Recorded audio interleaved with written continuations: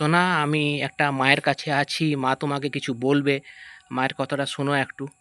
বলো মাসি, বলো বলো, শুনতে পাচ্ছি। উজ্জ্বলা, উজ্জ্বল, ও মা।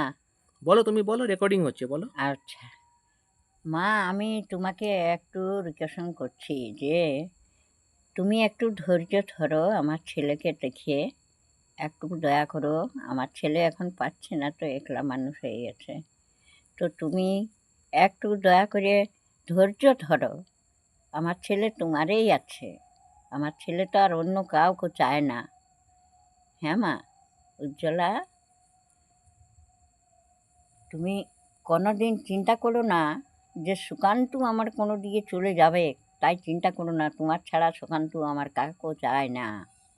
সুকান্ত তো অনেক বিয়াহ করার জন্য বলেছিল অনেক লোকে, কিন্তু সুকান্ত বলছে আমি চাই না, কাউকে চাই না, আমি চাই একমাত্র উজ্জ্বলাকে। তুমি তো ঠিক আছো, ঠিক থাকো, বুঝলে মা? উজ্জ্বলা, তুমি ঠিক থাকো, তুমি ঠিক করে ইয়া করো।